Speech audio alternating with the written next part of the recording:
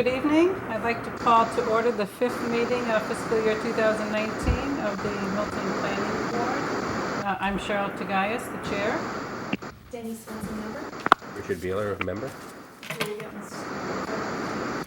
William Clark, Planning Director. Lauren Massaro, Assistant Town Planner. April Anderson, Memory Secretary. We have Brian Furs, a member on telephone remotely. Brian? Hello. Okay. Before we get to our agenda items, we learned today about the sudden death of former State Senator Brian Joyce, and so I'd like for our board to observe a moment of silence.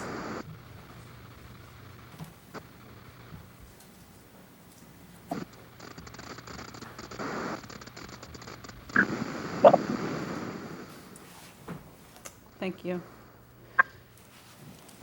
At this time, I'd like to entertain a motion to go into executive session. I move to enter into executive session for the purpose of discussing strategy with respect to Brush Hill Mansions, LLC versus Town of Milton Planning Board and Brush Hill Road Condominium Trust Land Forest case number 18 MISC 000201 RBF, believing that discussion in open session will have a detrimental effect upon the litigating position of the planning board. Second. Okay, we'll take a roll call vote. So Cheryl Tagayas, yes. Denny Swenson, yes. Richard Beeler, yes. April Amaro, yes. Brian Furs, yes. Okay.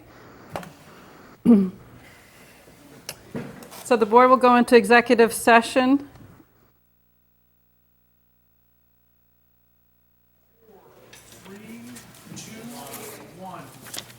Good evening. We are back in open session, the Milton Planning Board's fifth meeting of fiscal year 2019. And on our agenda, we have continuation of the public hearing for the site plan approval of the Milton Marketplace second story addition. It was continued from August 23rd. Welcome. Thank you. How are you? Good, thank you. I think when we were last here, Madam Chairperson, you had requested some certain things, some building elevations, building section, mechanical drawings, roof plan, location of kitchen exhaust, and how odor is regulated, equipment cut sheets, and we did supply what we could put together. In addition to that, sometime today, I got some cut sheets on the acoustics that I sent into Mr. Clark, but I have a copy for everybody if I could Great, pass it yes, around. please do.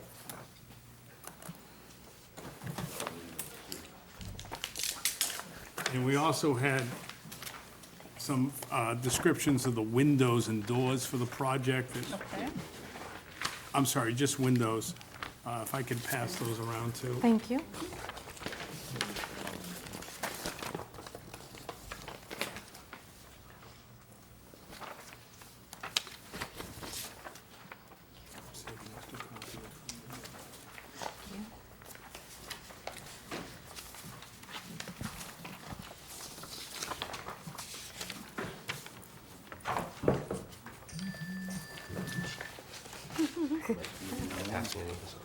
Okay.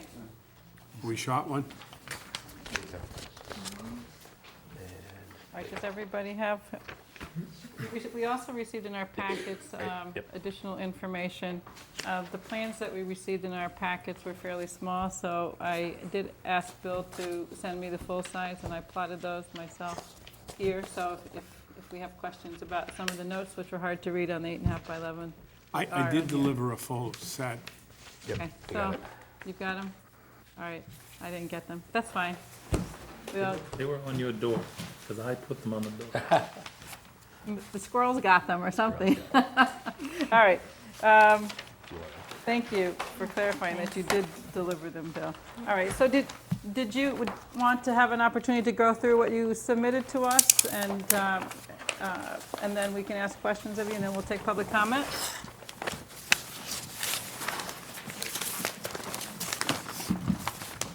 Or do you want to just go, us to go ahead through it? I think if you could go through it, Okay. some of the things, I don't really have the technical expertise to explain the acoustics. measurements to you. Okay, so, thank you. One of the things I think that we heard from some neighbors was to noise control and odor control. So, Yes. and that's why we asked about the equipment, where it would be located, and how, if it's in a well, how tall is the well, and if there's any acoustic treatment on the equipment itself. So thank you for providing that. It does give us more information here. I think I saw that there's, some of this equipment is being relocated and some is new, is that right? It's all gonna be new equipment. It's all gonna be new Yes, equipment? and it is being relocated more toward front center of the building, which is further away from any residential area. The hood exhaust is being relocated more toward the front of the building again, but also toward the back parking lot, where they load the trucks and what have you. So it gets it further away from where it is now against that residential lot line. So would there be in the existing, so some of that equipment is over here now where it says proposed roof? Because Correct, that's where it's correct. the Where it single says story? proposed roof is right along that edge there, some of the equipment. Tony, which sheet are you on? We're on A1.2.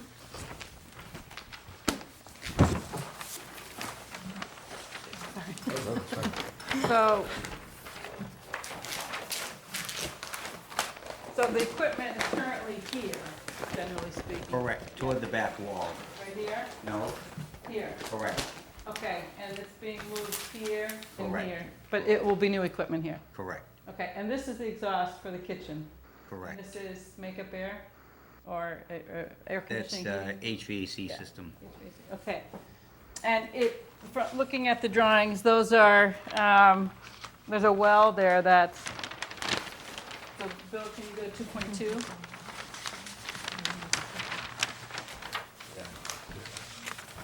Yes, 2.2? correct. Yeah, A22. Yeah, so can you zoom in on this, Bill?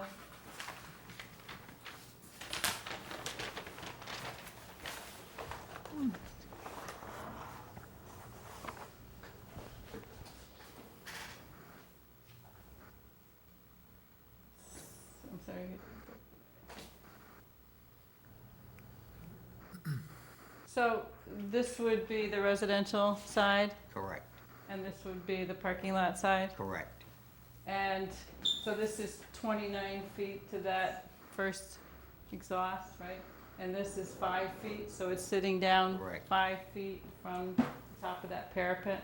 They've got it's actually a little plus or minus. It could be a little bit higher, depending on, Yeah. but the goal of that parapet is to screen the units. In the units that we spec, that we have some detailed specs on sizes and what have you, but that could change a little bit. So whatever the unit is going to determine the height of that parapet.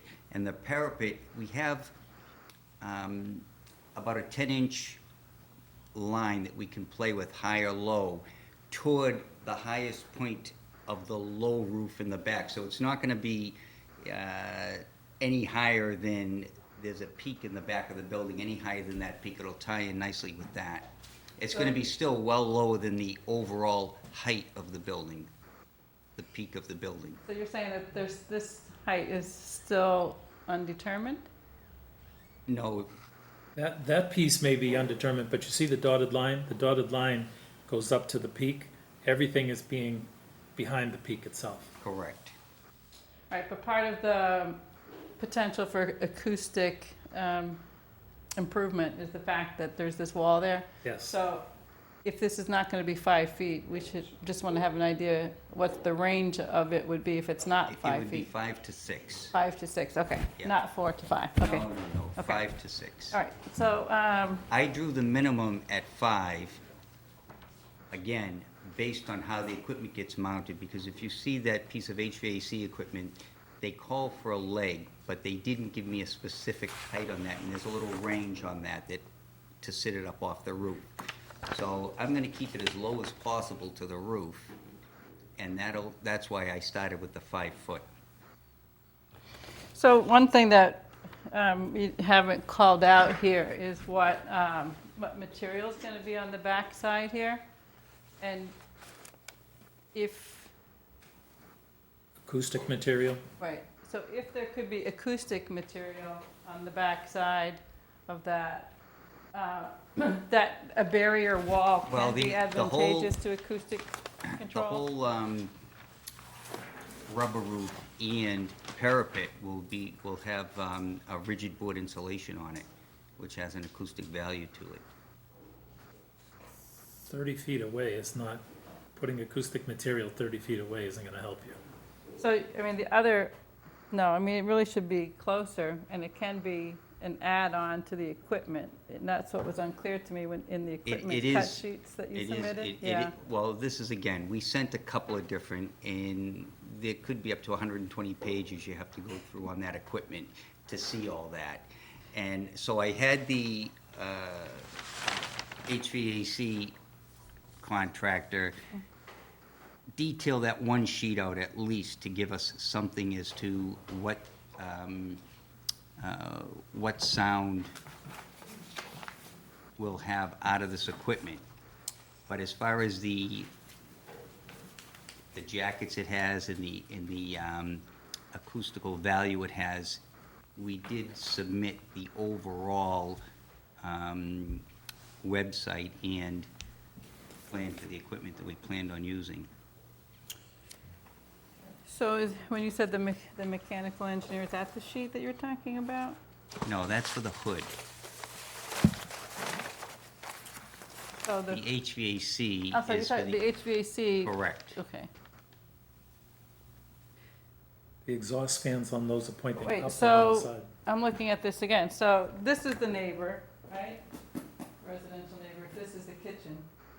And the rooftop is closest, according to the roof plan. The rooftop equipment is closer to the parking lot, right?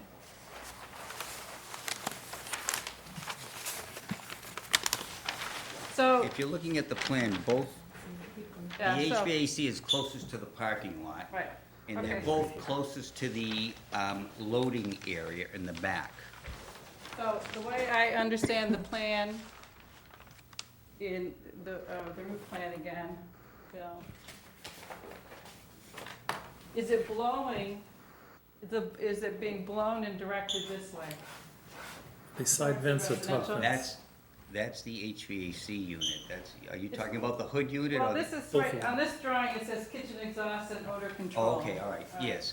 And then, so I'm. Everything is that's- blowing out the back toward the loading zone. That's how it's gonna be mounted, toward the loading zone, in the back. The parking area in the back and the loading zone. That way, That's how it's all gonna be exhausted. but then there are people. So do you know what the sort of triangular piece is? Because on this cut sheet, you can't read the words, are too small or blurry.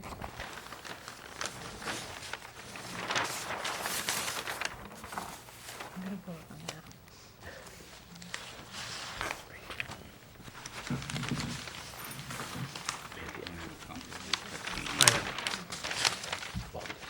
All right, so maybe what we could do is just have you clarify for us on that equipment, where the exhaust is going, where the fans are actually blowing it out, just so we're clear about All it. exhausts are blowing toward the loading dock, which is all exhaust will be blowing. The way the equipment will be mounted, all exhaust will be blowing toward the loading dock, which is the Right. furthest point away from any residential home Okay, in the back. I appreciate that, but I'm not sure that's what the equipment shows. So if you don't mind just marking it on the, again, and maybe it's just that we get this a little bit larger format so we can make Sure. sure we see where the fans are. Yep. Because that's what's important, I think, in helping on the odor too, is just, where it's pointing. And I recognize that if that's mechanical equipment, where your exhaust is and where your intake is have to not be right on top of one another, so that you would be bringing it right back in. So, But this is a pretty advanced charcoal filtered system. okay, So and it has all that in the that's what's specs just, there. it's a little hard to, I I know. tried to follow it, and I went to It Captive Air is in this- website yeah, to try and it's find a- it, to be honest with you. So, all right, well, we can come back to, whether people feel like we need more information on that. But I appreciate that you're taking the concern about the noise and about the odor.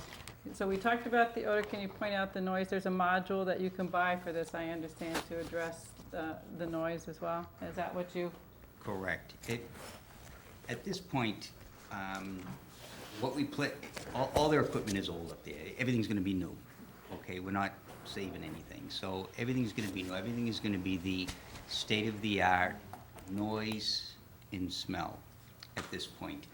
In the time we had, I tried to provide what I could get from the suppliers, not my mechanical engineer, the guys that are actually going to be doing it and installing these units. And this is what they had sent me. So for me to actually speak as a mechanical engineer on all these parts, I'm not qualified. Right. And I'd be the first to say that.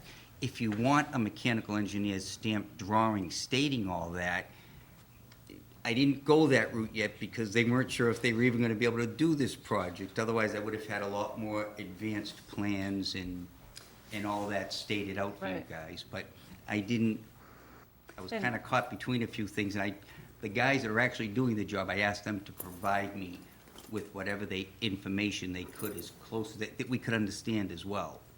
So I can appreciate that. And I'm not a mechanical engineer either. I do work with them, so I feel like I can ask some of the questions that need to be asked. But maybe what we need as an answer is just to say, like they circle a model number, if they could just say, this particular thing is to address the noise, this particular thing is to address the odors. And then, what you described as the kind of filtration system on it, because it's, I think that's on some of that stuff that you have, if I'm not I mistaken. saw more on the website than I saw in what we received, honestly. So, And then this again, we can latest come one- back Yeah, to that after we hear from other folks.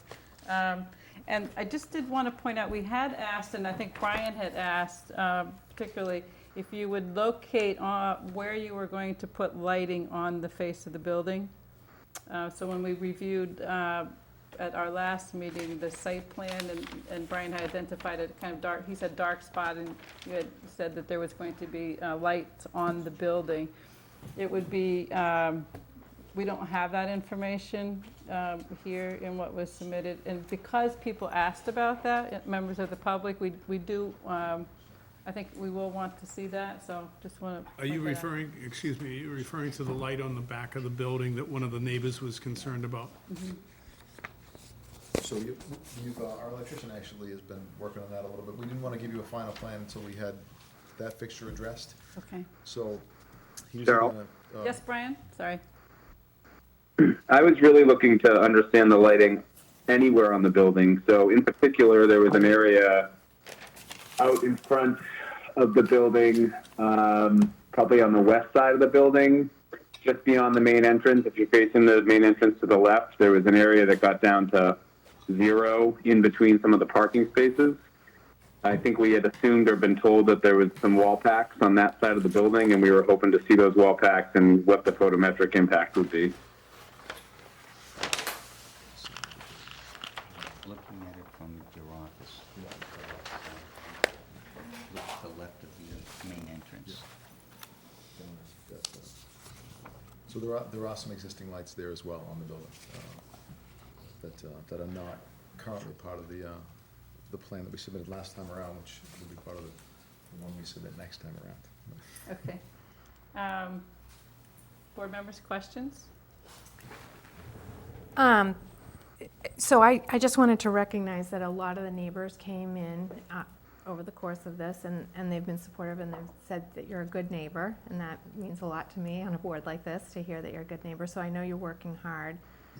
Because this is a residential area, and you're building a business and you're coming to us for waivers, we want to have a chance to address all of the community's concern. So I'm really glad that Cheryl has taken a lot of this in, but we really want to, I have a checklist from last time, the noise from the roof equipment, the exhaust fumes and cooking odors, And I picked up on something that Rich said last time, which is that so many businesses have come into East Milton and said, we're gonna do state-of-the-art, and the neighbors keep saying, we still smell some food odors, and the this odors, and the that odors. So state-of-the-art is great. We want state-of-the-art. We really want to be sure that we're gonna address this with every new business that comes in. We don't wanna add any new smells. So I'm glad you're using state-of-the-art, and I don't know other language we can get to ensure that it's gonna work. Well, that's where, Denny, I think that if they do have their mechanical engineer provide a narrative to the design and how it's addressing those concerns that can accompany the equipment cut sheets and the other data, that would help us. Yeah. Give us a little more of a layman's kind of description of it all. Yes? Yeah, just to add on to that, I mean, it would be nice to, again, layman's, because I don't think, regardless, like, so I won't know what their benchmark for, you know, state-of-the-art is. And so it would be nice if we knew, because we must know what's at the other restaurants in the area, right? We must know what's at Novara, at Mr. Chan's, and some of the other restaurants. So if we could figure out, is this truly different than what it just went in, a brand-new restaurant, and it is even more state-of-the-art, it would give me some sense to know that this truly will be different, right? Because we were kind of here a couple of years ago, and they said state-of-the-art, and I can tell you a few blocks away, you can smell breakfast being made. So is there a business that's doing, that you can tell is doing it right, that we could, I don't know. no, you feel I like? don't know. I mean, Yeah. maybe they are at the restaurants there, and I just don't smell it. So maybe it's great, but it would be nice to be able to have somebody, and maybe that's Yeah, planning Bill, group or do we- somebody. Do we have a benchmark? No. There are, Or at least maybe the mechanical engineer to say, this is what's here, it's not working so well, and or- why is this Or better? to say, you know, XYZ restaurants have employed this particular technology. There you And, go. you know, at least then we have some kind of idea Right, that way. On the acoustics, there's definitely more benchmarks. There's about what's acceptable, you know, external noise, right. especially near residential. And I know, like, for example, I think it's either the EPA or HUD has some kind of established, we looked at that when we were doing 131 Elliott, when we were writing the special permit. I don't remember what those are off the top of my head. It's DEP and DEP, okay. So it wasn't one. So maybe you could ask your engineer about that as well. Yes. April? No, I mean, and this means nothing to me. I don't have any expertise in this area to know what this means, so a narrative would be very helpful. It seems like there's a lot of people in the audience, so I'm very interested to hear what Right. folks have to say. Okay. So do you mind giving a little room at the table here No, for we don't folks mind from at the all. audience to come forward? Thank you. And we'll have you come back up afterwards. Thank you. Ms. Lauren? Did receive, Julia received a phone call from an abutter who had then submitted an email. It was sent to all of you. Yes, I Yep. have it. Yeah, I did receive that letter. I have it here. Elaine Hahn, Yes. got it. Okay, we can come back to that, okay? Is there anyone here who would like to come address the board or have questions for the applicant on this? Yes, please come forward. Please state your name and address. Hi. Hi. Suzanne Lombardi. I'm at 26 Pierce Street in Milton. I'm also the owner of the plate and a lifelong resident of East Milton. So I just want to go on the record as saying the McNoses are my landlord, and they're great landlords. And we're very happy operating the plate on the second floor. I have no issues with their expansion plans, and, you know, have faith that they're gonna continue to do quality work, because I was part of that work. I just wanted to bring attention to the planning board that as these drawings are right now, outside of our beautiful windows, the plan is to build a brick wall that's about 8 inches on the outside of those windows, which would take away our garden space. You know, this would drastically change the experience that our guests and neighbors have in the restaurant. And I'm speaking tonight because I believe in the importance of green space and the impact it has on our lives, as small as our green space is up there. And the Plate has become more than just a restaurant that serves good seasonal food. It really has become a community meeting place in the town. And I know that people love our beautiful space up there, but I also think that this green space has a lot to do with the experience they love. And, you know, lastly, as a resident, I just would like to see, as East Milton continues to evolve, that we try to preserve any green space that we have and create more green space and not take that away. So hopefully, you know, I hope that the Magnoses take that into consideration as they move forward. But I just, it's so hidden within these drawings that I felt the need to bring people's attention to. Do you, I did notice that you were losing that space, and I was wondering if we'd hear from you about that. Do you know how wide that space is now? I'm gonna guess, Tony probably knows how wide that space is. At about 12 feet. No, the length of it is about 16 feet. It's just under 12 off the building. It might be closer to 11 now, I think about it, because we have that fence there. So about 11 feet wide by the width of that portion of the building. Okay. So, So the windows all brick. so where that new retail space of 1,330 square feet, and it's called out to be 31 feet 5 inches wide, it's about a third of that in width that you're talking about. Right.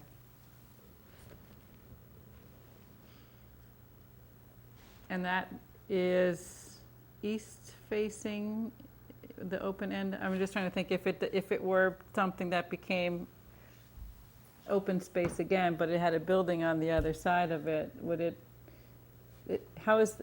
are you concerned about the daylight amount of it or more the green space amount of it? Both, really. I mean, it's hard to separate one from the other. And I don't recall, are there skylights in that space? There are skylights. We, you know, put into the build-out those big, beautiful, expensive windows. And, you know, really, in the plan was to bring in more light to that space in general, that had been there before. And, okay. Would you like to add anything else? No, again, you know, you know, it's great to bring more foot traffic up there and to offer, you know, something new and good to the neighborhood. And, you know, I support the expansion, and I stand behind the quality of work that the Magnoses do. It's just, you know, I just, again, wanted to, it's sort of hidden within these if you're not somebody who reads blueprints, certainly not the board, but neighbors and residents. So you would be supportive of the expansion overall, in particular, if you could retain an open green space, right, in that same location? Correct. Okay. And I think, you know, our neighbors would too. Do you grow anything in that you use in the kitchen? Not that we use in the kitchen. We'd like to. It's hard to have access it. out there to do daily maintenance. And there are other parts in the building that we could more easily do that and would love to do that. So, yeah. But there are sort of hardy things that grow out there right now, and we do on a seasonal basis change out annual plants and such. Great, thank you. Thanks.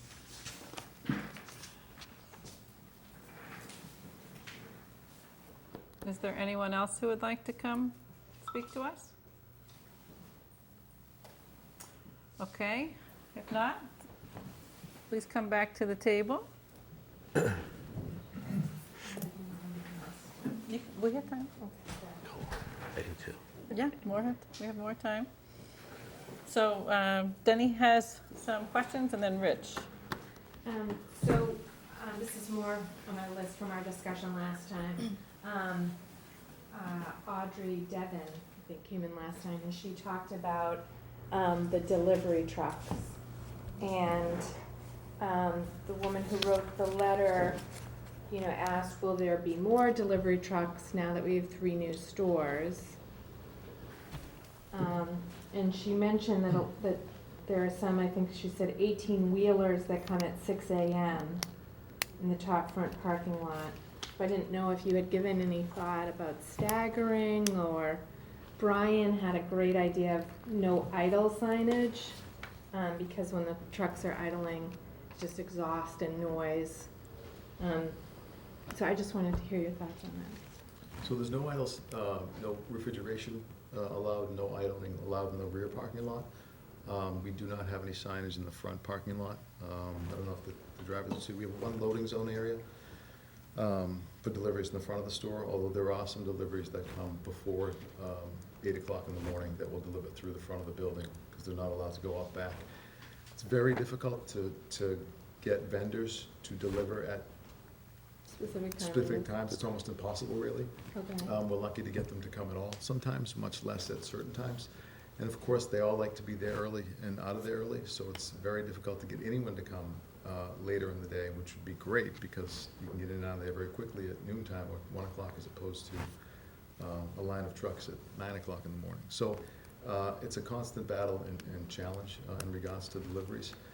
As far as the businesses that may go into the second floor, again, I don't anticipate a lot more deliveries. The shops that are upstairs now rely mainly on UPS, and they're there pretty much daily in our loading zone, delivering to those stores.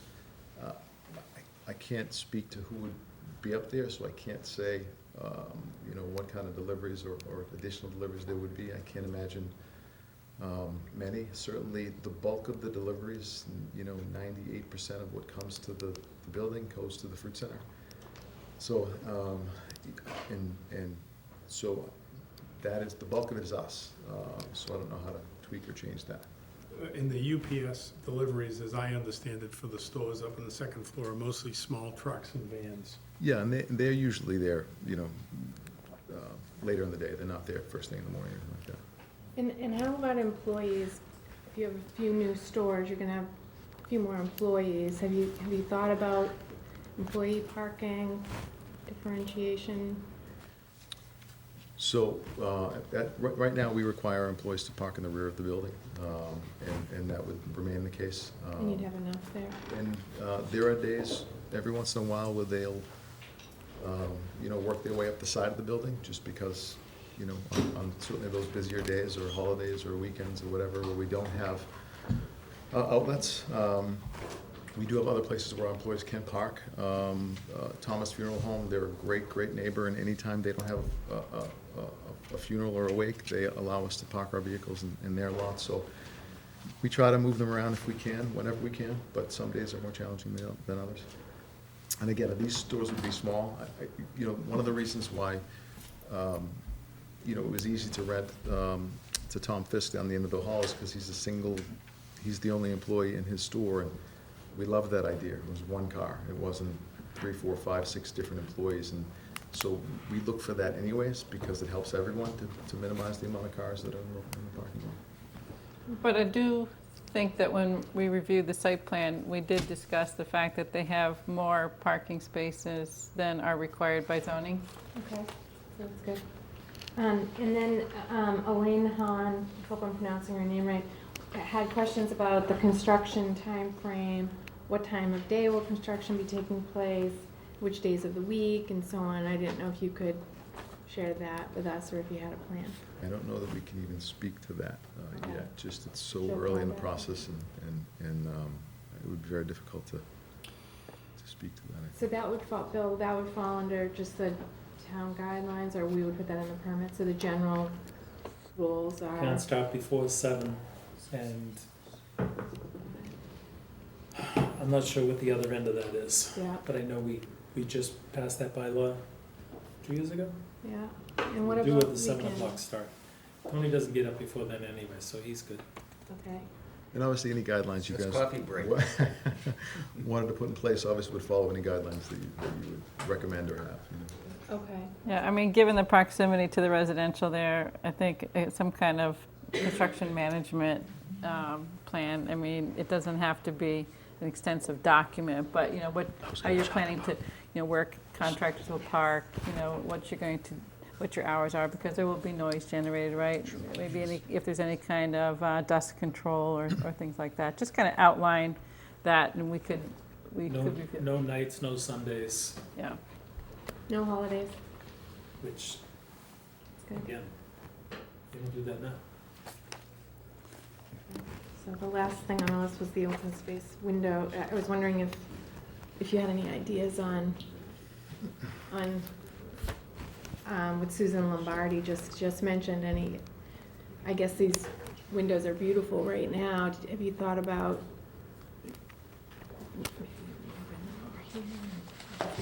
About leaving the open space. Yeah, I know that we certainly respect what Suzanne had to say, and we understand what her concerns are. It was the first I've heard of it tonight. I know Michael was approached about it within the last day or so. I think we have to look at it to see if there's any type of relief that we could do on that. I do know that we'll try to accommodate her in any way, but we just can't promise anything without looking over the plans again. I would also point out that we're trying to create some outdoor space for the plate. We have a petition, an application before the Architectural Review Board now, and a variance was granted to give outdoor seating. And right now, it's on hold because the building inspector, Mr. Prondak, had objected to it, and they've suspended it for the time being, and they want us to come back. And we plan to address that with them about possibly putting in a ramp to help handicapped people, to make it more accessible. And we're exploring that now, so we hope to create some outdoor space for the plate and hopefully some green space as a result of that. But we'll certainly take a look at the plan to see if we can do anything about that wall that she's talking about. Yeah. April? So where is this Sure. outdoor seating Can I- proposed? No, actually. Front of the building? Yes, Across the hall? yes. Rich? Yeah, no, I just, echo some things that Denny said a minute ago. I live in the neighborhood, and I absolutely patronize the shops and fruit center probably more times in a week than I should. It's a great for the neighborhood, and I think if you watched a couple planning board meetings ago, we saw an aerial of the neighborhood, and I absolutely mentioned that the area there blends in with the neighborhood, and it's not obtrusive, and so we know that things are thoughtful when planned, and I do appreciate the comments earlier about that space. So I would have asked the same question that Denny did, so I thought that was a great answer, and look forward to maybe hearing possible plans of how to accommodate. Anything, Brian, else besides the lighting? No, I don't have anything else. Okay, so I think what we would like to do is continue the hearing and have you come back with some additional information for us. That makes sense. Okay, so we have the mechanical narrative, the building mounted lighting, the consideration of a revision to the plan to keep the green space associated with the plate.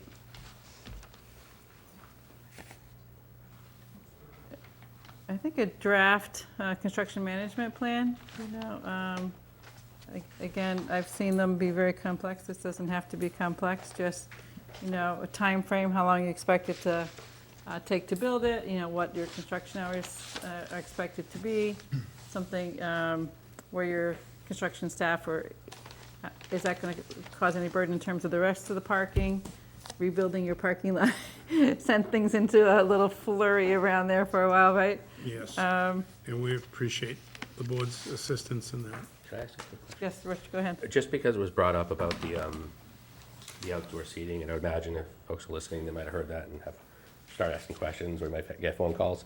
So I have heard a little bit about it and heard that you've gotten a variance and that was, held up with Joe. I don't know, I mean, is this something that'll reach us at some point? Or, or at least, at the very least, could we know where that is planned for? Or what the thought process around it was? So it's right, if you walk into the fruit center, the carriage corral. Yeah. Right above that is Okay. where the outdoor space would be. Okay. So if you go up the stairs and around, Yeah. it'd be on your left-hand side out those windows there where we, On the existing deck. Yeah. Oh, okay, And okay. the plan was to have maybe 14 seats out there. Okay, so in the front? You know where the building signs are? Yeah. It's up there? Yeah, Right there. okay, I get it. So does that come to the planning board when it gets, when there's like an approval by, is that like a state, and then we stop it at the, No, no, because it wouldn't come to us unless it was an expansion of the building area, and that's an exterior area. But it is an interesting question, because, it does, if it went on the residential side, you'd think somebody should review it from that point of view. But I mean, Right.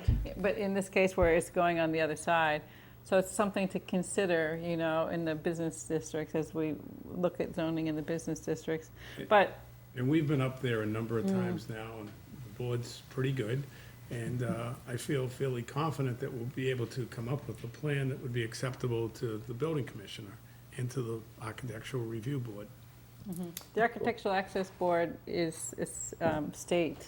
right? So, if you have a place of public accommodation, the requirement is that it be accessible. And they do grant variances, so I'm I assuming thought that that's where they were, and I don't I'm tend to know. assuming that's the process that you're describing, Yes. right? Yes. Okay. Were there particulars given to you by the zoning board of appeals? Hours, days? On the second floor, I mean, the existing hours that we have in the building right now, that was a condition. Okay, was there anything else that we wanted to see back from them? Okay, so what date, Lauren and Bill, did we say we were going to continue this to? Did not say a date yet. We did not set a date yet, okay.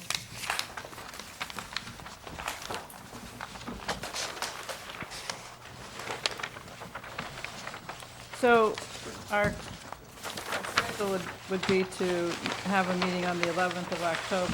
There's conflict for two of our members, so we're talking about postponing that meeting or rescheduling that meeting potentially to the following week. So do we need to make that decision now so that we can give them a date firm for the continuation? Yes. Okay, so how do people's schedules look? I can do the 18th. Okay, That's that crazy week though, right? no, it's the week before. Oh, okay. Yeah. Okay, so the 18th, I can do the 18th. Okay, Brian, can you do the 18th? No, I'll be in Chicago, sorry. I can do Monday that week, that's it. Just, Yeah, I'm in DC the Monday. hmm, I'm in DC on Monday. you can't do, how about, Wait a minute, hold it oh, up. sorry, We might need some more time. more than the 18th? Okay, What you are requesting. okay, 25th? all right. Oh, wait a Because minute, we have something before else. then, all right, so what we were talking about is the 25th is, again, the next meeting, but we were also, the 8th. All right, so, but we're not going to reschedule. Okay, I'd be open to adding the first if people are available, but that week of the 15th is tough for me. I'm traveling. all right, because, so if you don't mind just hanging on a little bit before I talk about our schedule. We have some special permit applications starting, and we're mindful that one is Wolcott Woods, and will take multiple meetings, and one is Thomas Nursery. So,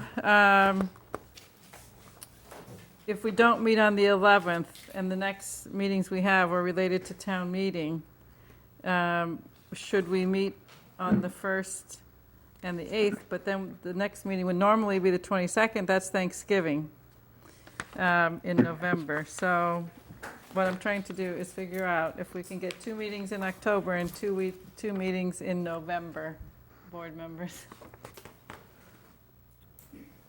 So the 15th and the 18th aren't good. Do we want to look at October 16th, 17th? Brian, are you traveling that whole week, the week of the 15th? Which week? The week of the 15th? Yeah, Okay, all right then. I could potentially do the 16th. You can't. I know. Yeah, I we- see. Yeah, and I can't do the 15th either. All So right, this is a they need more- discussion because Brian can't be there on the 11th, and I'm, And you're not there on the 11th? I can't either on the 11th. And you're not the 11th. oh, We okay, I was definitely gonna can't say, do the maybe I 11th. can rearrange, but if you can't be there, it doesn't matter. Yeah. All right, so. I was because- holding my tongue just in case I'd have to tell you I couldn't be there. So one thought I had was whether we change our meetings from, in November, from the 8th and the 22nd to the 1st and the 15th, and then the 29th, Could we do, and that could would, we do the 1st, 8th, and the 29th? I guess so. Let's see. First? October 1st? I was gonna say. It's 3 weeks in a row. No, the 29th is not in a row. The 1st of November, the 8th of November, and then the 29th. We just Yeah, it scheduled would be something 3 for the weeks in a row. I 25th agree, for the 25th. You're right. October. So you get Yeah, 25. we're sticking with that, I think. The 15th is the NAOP gala, so we could try to move it to a non-Thursday night, but there's a real estate event that night that Oh, I think at least 2 of us are going to. Yeah, Night? the 15th. Oh. Yes, Lauren? If the 4 out of the 5 members are available on the 18th, you don't need a supermajority for this. It's a site plan approval. They won't be ready, though. Oh, that's correct. No, Okay. no, that was Thomas. We could still have the meeting on the 18th, you're saying, but this item wouldn't be on the agenda on the 18th.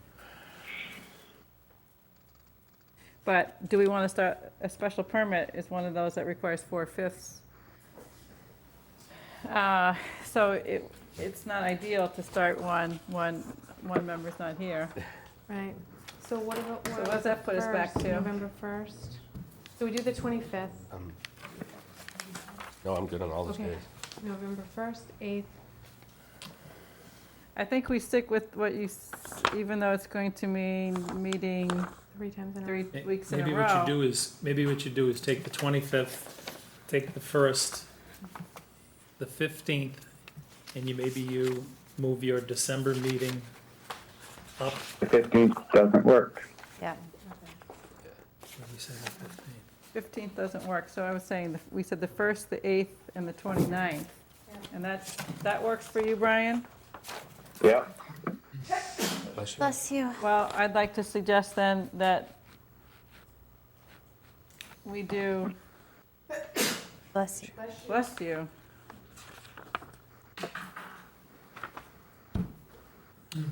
So we cancel the 11th. We schedule the 25th. And then November 1st, 8th, and 29th. And then We're that not gives meeting you on the 25th? Sorry? No, we are.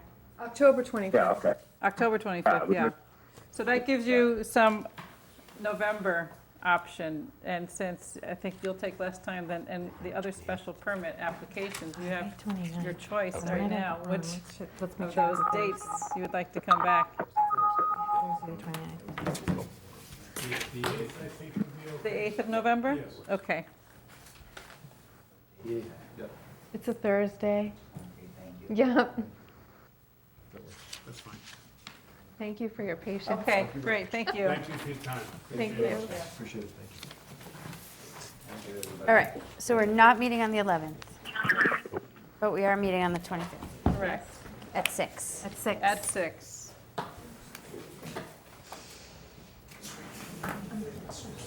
Yeah, did I turn it off again?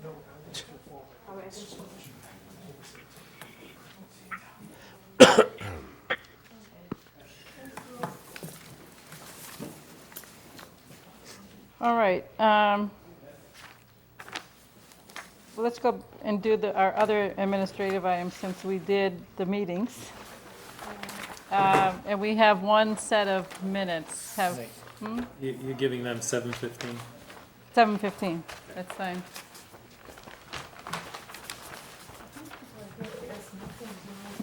Yeah, I don't know, I was wondering why there were so many people here. yeah, but, I don't know. Maybe a few things to hear for. Okay, are folks here for East Milton discussion? Are folks here We're trying to for, let you go home early. all right, so Milton Village Trying. discussion? Adams Milton. Court? All right, so, I had conversation with Ned earlier saying that, that they would likely arrive just in time. So we Oh, can. that was, we- that was good timing, wasn't it? It was like- We can take Adams planned it. Court, since I did see some hands in the audience. So, gentlemen, please come forward. We just finished Milton Marketplace. So, we're going to need to look at the things that we had outlaid as a process, right? So, you're aware that the MAPC was engaged to do a build-out analysis. They weren't engaged to come make a presentation. So we have the analysis we received today. So that didn't give us a lot of time to really go through it much. So it might be that we go through it together here. And then we can think about what it helps with in terms of information and what questions it raises, and what we might need to do next with that. On the traffic, Beta's been engaged also. We had been shooting for October 11th, and you missed our discussion that we just had about our needing to rework our schedule a little bit because we have 3 members who can't be here on the 11th. So our next meeting is going to, at the moment, not be until October 25th. So we can talk about whether that presents any issues, you know, with respect to this process. So I think with that, Would you be considering a second meeting in November? We have, There's right. 5 Thursdays in November. yeah, so what we said is the 1st, the 8th, and the 29th we would meet on those dates. So you would make up the 11th with the 1st. So I think that, Right. we don't lose a meeting. I think that's Right, fine. yeah, we couldn't find a meeting date that worked better than that. So I think, Bill, did you have the work product from MAPC on the development analysis? And then I think also if you have, and if you didn't have, I put on that thumb drive a comparison of the different proposals that the Falcone team had put together. It's a Word file. I didn't do that yet. You didn't do that yet? Well, all right, we'll start. And I have with me, if it's helpful, a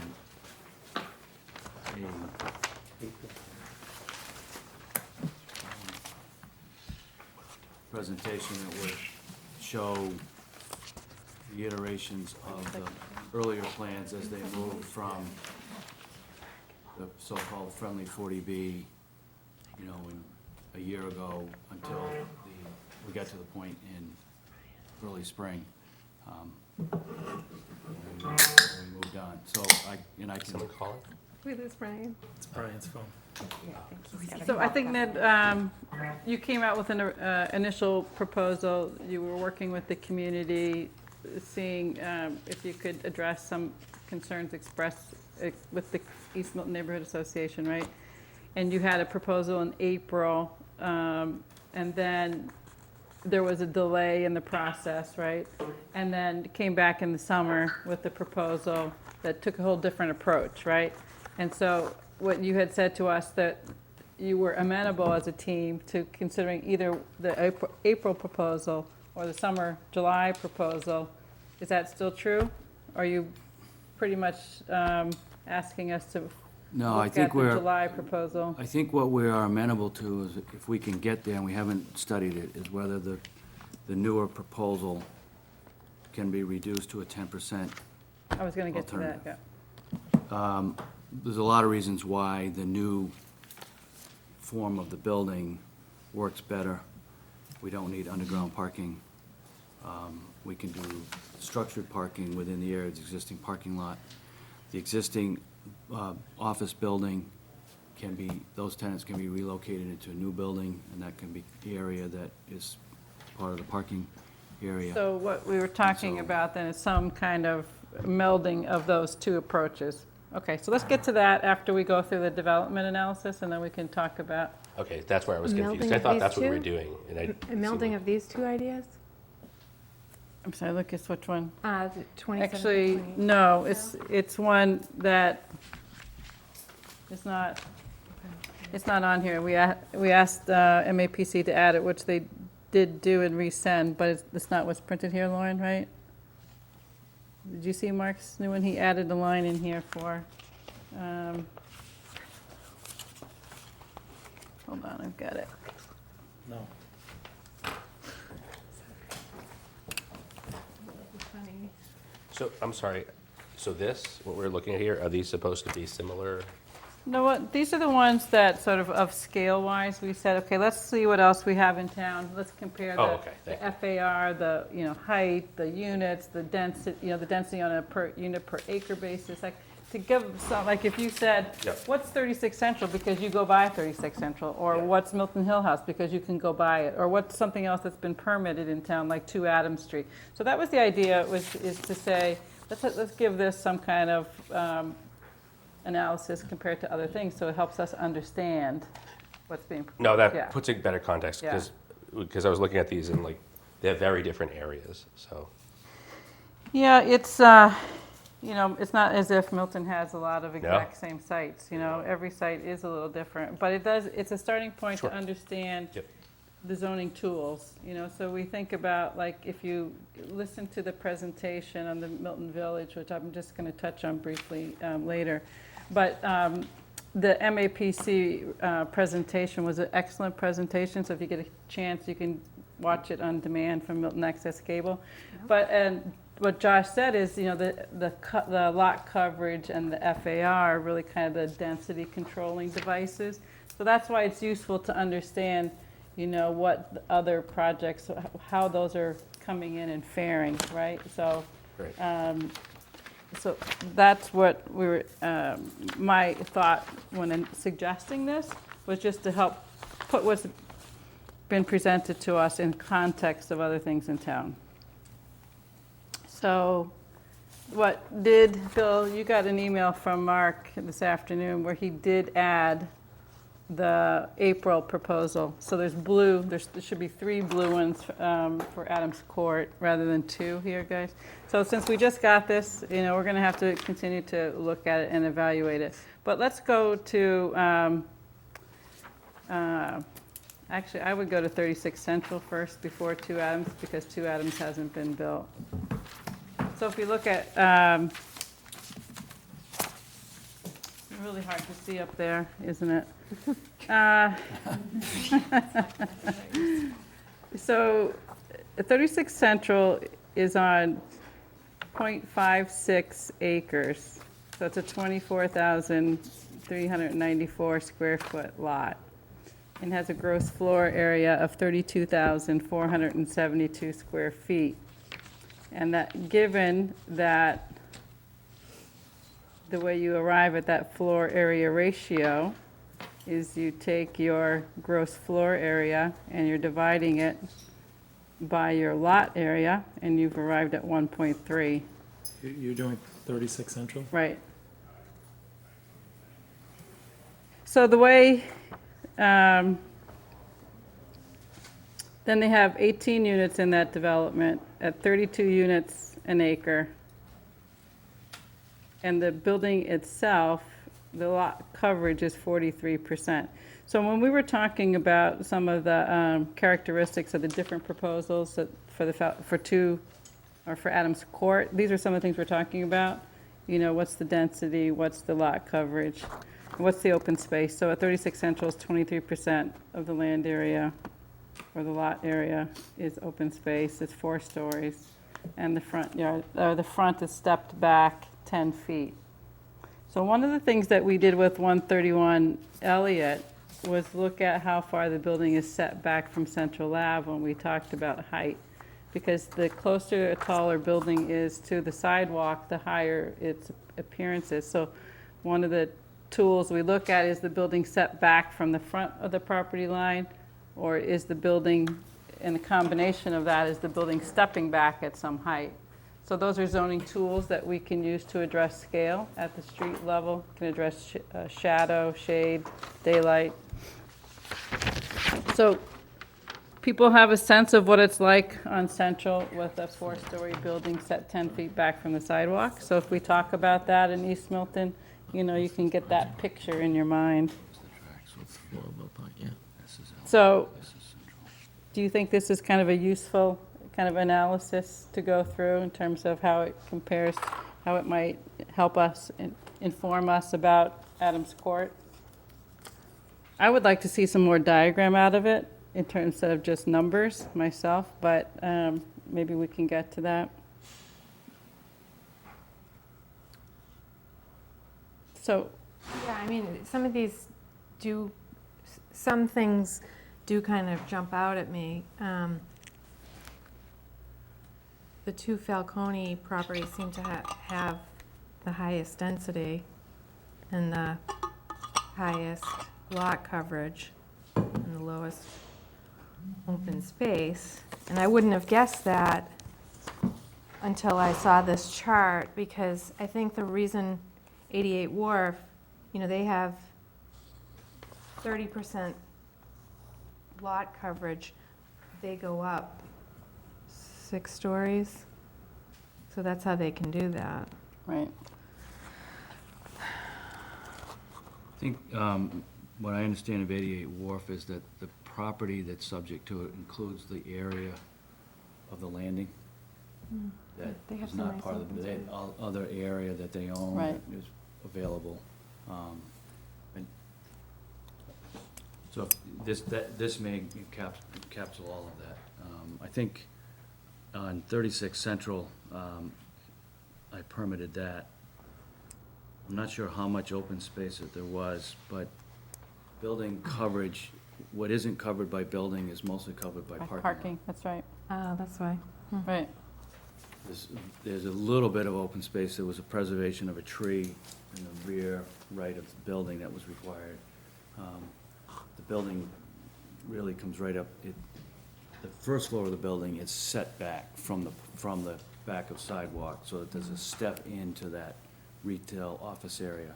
But the second floor, I think, is right up over the back of sidewalk. That might be the case with 88 Wharf too, because they do have some parking in Right. front.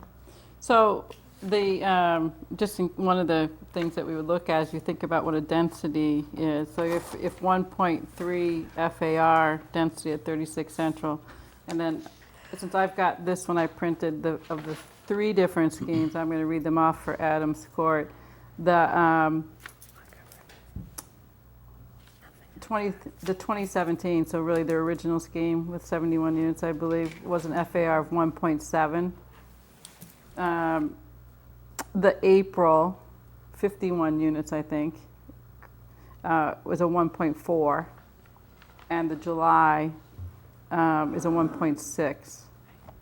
And so there's range in there for scale. I think some of it has to do with when you're taking down a commercial building and building a new commercial building, you're not just going to trade it because that's an expense to create the same amount of square footage. I think that's what you've said to us before, Mr. Falcone, right? Yes. So that's why, you know, it bumped up in the July one, right?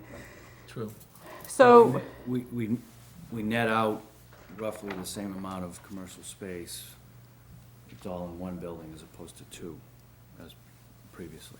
okay, right, previously, right. So if we added in your original proposal, the fact that you didn't take down your existing building, it would adjust these numbers. So maybe that's something we should consider, Bill.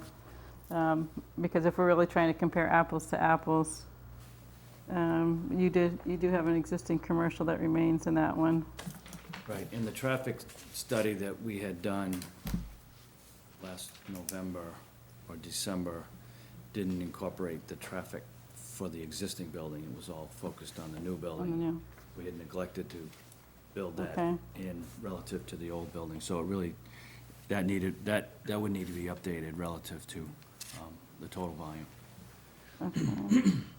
The parking calculations did take into account both buildings, but the traffic didn't. Okay. So, Hey Cheryl, I wonder if adding on to this chart some reference to what public amenities or what public benefit came in as well. okay. I did ask for, yeah, the setback got added in. But amenities as a good one, okay? And I think we want to add parking spaces to this as well. Or a parking ratio or something like that. I do think some of these have a shared parking, so it would be interesting to look at that too. Because I know this board, when I was on it, looked at the shared parking for 131 Elliott. And I think a prior board before me looked at it, the same thing for 36 Central. So maybe we can have that kind of a summary too, because we are talking about some shared parking in your proposal, right? Yes, Rich? I was just going to ask, is there, and the answer might be there's none, but is there a way we will know, or we could find out how much affordable housing is each of these properties? Yeah, I think we can add that. 88 Wharf has 0. There are 3 in 36 Central, that's 10%. I think It's two. It's 2, it's 10%. So there are 2 one-bedroom units. There's 10% going into 131 Elliott. So is that 4 units out of that, do you recall? Or are we getting, I'm not sure about that. Maybe we can add it as a column and just put. I think, yeah, let's add it as a column. And 2 Adams wasn't going to have any, they were making a contribution to the Affordable Housing Trust, and there was a $50,000 contribution that was going to be made. And 50 Elliott, the total number of units at Milton Hill House is 66. There's 36 in the original building, which did not have affordables. There were 27 in the new building, 2 in the old Henry House that was restored, and 1 in a new carriage house. And there was an agreement that there would be 3 affordables. 10% of the new units there would be 3 affordables. Okay. So no new for the affordables existing. associated with the old, but 3 relative to the new, and that was done part of the variance process. Right,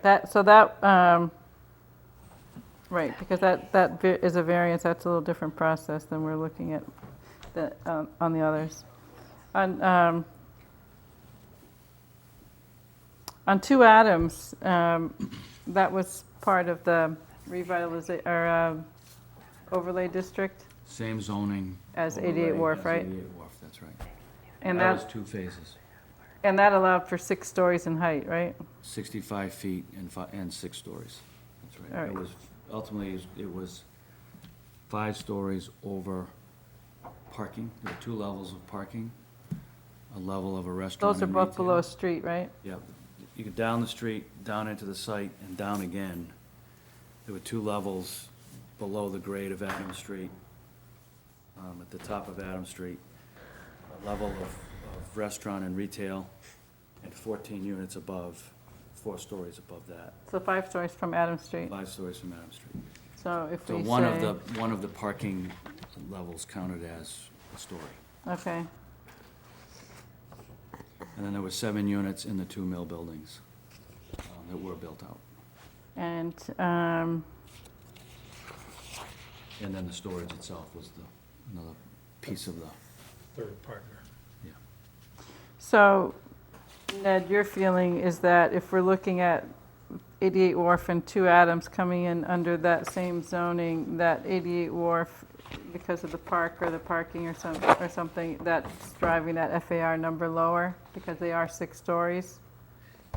I think so. If it's strictly FAR based on the total lot area, I think you have to factor in all of the area of the landing, because they had to factor it in for parking calculation purposes. And then there's an easement granted to the town for parking and public access as well. There's 10 bonus units down there. Those 2 zoning overlays had these bonus calculations. You could get additional units if you had so much extra parking, if you had so much extra open space, if you had so much extra this. You know, there was this crazy calculation. The 88, in the 2 Adams Street, we were taking advantage of bonuses. There was parking, there was, and, you know, they deeded an acre into open space to DCR. There's a lot of other components that went with it, all of which, you know, So what- got to a There's a calculation. conservation restriction on the back land behind 2 Adams.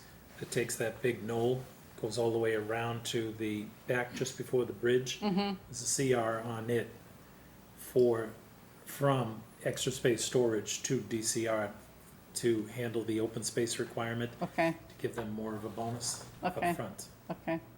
And they did some other things. They opened up access to the, Chapter 91, they redid the bridge going over the river. So these are probably the least similar in terms of characteristics to East Milton, but I do think it's interesting still to look at some of these data points. But 131 Elliott is probably more similar. It does have changes in height, right? So at the corner, there's less height than there is on Central Ave. So as you get to Elliott and Central Ave, there's a drop in height, 1 floor at that section, right? And there is a topographic change of 1 level so that you can come into parking on 2 levels. So there are some similarities in that aspect of it. And here the FAR, so again, just under an acre, 37,304 square feet. Gross floor area, 59,043 with an FAR of 1.6 and 38 units. I would say if you're looking at,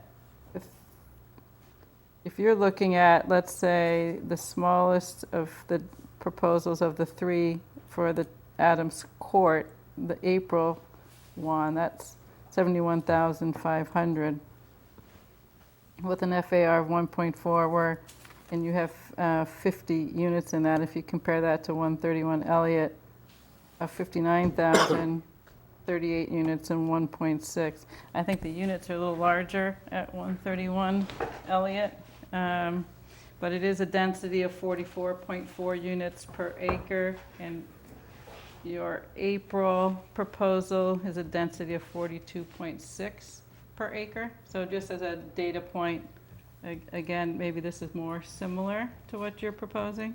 Well, I mean, I'm seeing a unit density of 60. Yeah, because, I'm sorry, because you don't have the April date Oh, line in okay. there that, Oh, okay. that got added after Mark sent it to us to review. I said, Mark, you're missing the April one, and so I'm Okay. sorry, it didn't make it out. And so it will get, April of 2018? yes, Oh, okay. yeah. Okay. And that'll, You have 3 blue rows at the top? yes, you have that? 2. That's Tab all. 2. It came in late this afternoon. And we were dealing with It's not- 333. Right, so, sorry, we'll get it distributed. I don't, Okay, this is good. yeah, Thank you for sharing. It's also, yeah. Copy tomorrow. Adams Court doubles the commercial. The commercial There's only 4,000 square feet of commercial in 131. and 131, right, so in terms of the Oh, yeah. unit count, right, that was okay. 6. So, the setback on 131 Elliott is it varies. It's more on Elliott than it is on Central. And one of the things that was a lot of discussion was that how high it would go before it stepped back, but depending upon how far it was from the property line. I think that's definitely something for our discussion too, because that's something that's changed in your proposals. Right, there, this says it's 2.7, but it's No. all over the board. Yeah, and this is where we haven't had a chance to fully review these data points, but I do think those corrections, Bill, you'll need to review this and get to Mark at MAPC. Any comments to him about that?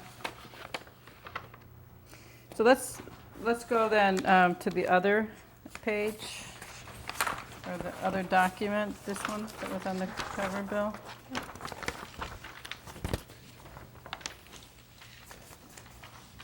So Brian, the potential parcel build-out analysis comparison is what we're moving to.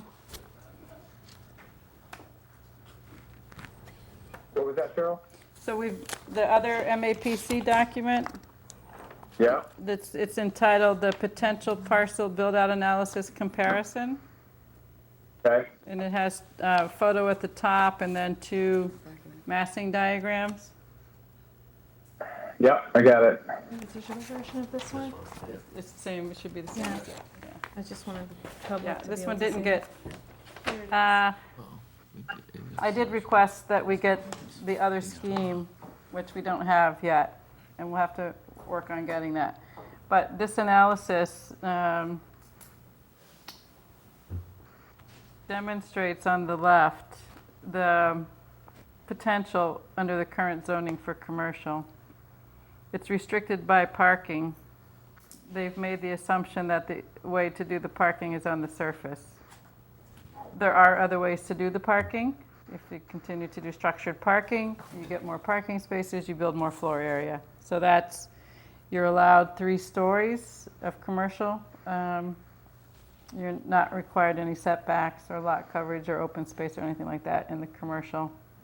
It assumes that you would get a variance to put parking in the 2 residential lots. Right, I did mention that to him too, that it's about right in this section in here where the 2 residential lots. Yes?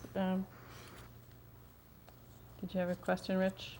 Oh, no, sorry. just put my hand down, sorry. Okay, yeah, somewhere like in here are those 2 residential lots, which you wouldn't be able to park on those. Yes. I did have a question. So this, the one on the left would be if you could park it, then you could go, You can park it with what they show. they'd show. Yeah, so Okay. except that They're getting us going right against. this is zone residential. So they'd You'd need have that to get a- waiver. You'd Yeah. have to get a variance for those parking spaces to go in the residential zoning. But by right, they could do that with 1 waiver. Right, By right, they could go to 3 stories right, and do all that parking. right. Why wouldn't it go all the way to the alley, residential? The residential doesn't include this. This is part of the commercial, right? Oh, Yes, Yeah. correct. That's Isn't it. it There residential were now? 3 lots there. Well, there's a 2-family there, but it's own, it's own. Oh, all right. Zone commercial. Okay, I get it. It's already zoned commercial. That must assume that you wouldn't take the building all the way down. Because with available surface parking, you couldn't build a bigger building. Right, the surface parking is what they use as the determining factor here. So I asked him, I said, well, that's true, but another scenario would be if they proposing structured parking here, if they propose structured parking here, they could build more commercial, and they said yes, right? So if you're able to go down a level, go up 1 level, build commercial over it, I mean, those are still possibilities in an as-of-right scenario. And then on the right is shown the July proposal. So that's the one that's bigger than the April proposal because it was going to have 25% affordable. And to get that affordable and rebuild the commercial, it needed to have more square footage, right? I mean, that's, And that is, I'm not sure whether, the last thing we showed was 2 levels of commercial at okay, Adams right, Street. you're right, you did. And so there's I don't know what the unit count is in there, but it was, This looks like it's the June version, right? yep. Okay, I think we took away 6 units and converted those to office right, space on the that's right. second floor. Okay, so we should get this updated as well. Cheryl, can I ask a quick question? Yes, please. So, and I know, I'm not picking on that picture, but it's not the entire property. And I remember at one point, so my question is, at one point we talked about trying to get like an actual aerial shot of that area. have we ever, You mean for Spoke us about to that. get like a drone shot of it, or just to Yeah, grab something like something off that. the? of that neighborhood area, just, I mean, I saw one not long ago, Uh-huh. but it was from the expressway, and you could Okay. kind of see that whole area. And I thought to myself, wow, it would be nice if that was shifted right a little bit. We And have, really can't. we have access to GIS mapping, or, We have, we have, I've seen the, We have it's it. in We that, have it. it's in one of their packets. Yeah, we have it, we've shown it. Yeah, I mean, it wasn't quite what Did I was you- thinking, but I know what you're talking about. Did you take the PowerPoint presentation I sent you on here? it's on there. It's on here. Their original one from 2017 is on there, and the July one's on there. I don't have anything from April. That's, I have something that I whittled down Yeah, so why that's don't- here. I don't need to see it now, I was just asking if we had it, like, Okay. not to see right now and go through, but just if we have it. Okay. If we don't have it, let's get it. If we have it, great. I'd like Okay. to see it. Denny, you had a question? No, Okay. I'm good. April? Nope. Brian? I Brian? am all set. All right.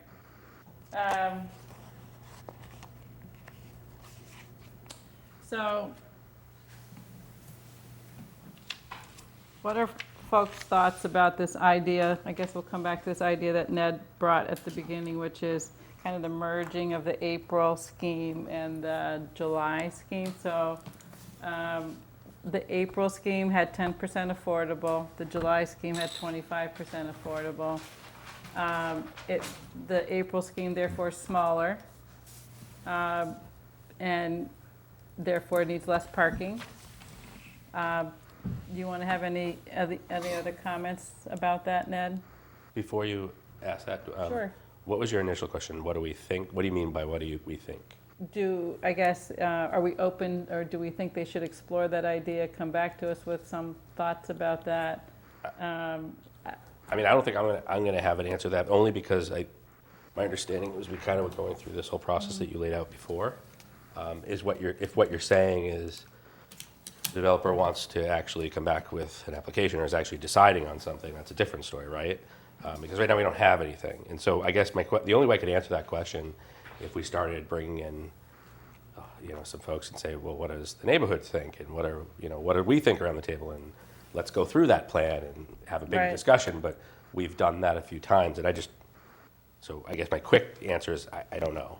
I guess if we were looking at the options that have been put forth by the developer, do we want to continue to evaluate multiple options, or do we want to just, we will definitely be continuing to discuss the traffic and parking impact as the consultant does that work.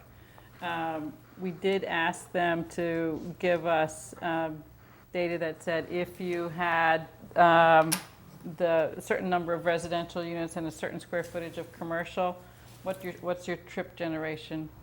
But also, if you had this kind of scenario, the commercial scenario, what if you had retail there? What's your trip generation? What if you had medical office there? What's your trip generation? Because then we can start to look at, is there a greater traffic impact for one use over another? So does that help us think about how much commercial, like they've had a June plan that had less commercial and a July plan that had more commercial? Would the traffic and parking analysis help us think about what the right program mix might be? So that's, outside of this kind of data analysis, and that will be coming in October. Yes, Denny? So I'm trying to refresh my memory. The April plan, was that one of the last we met in the library one night? You want to pop it up?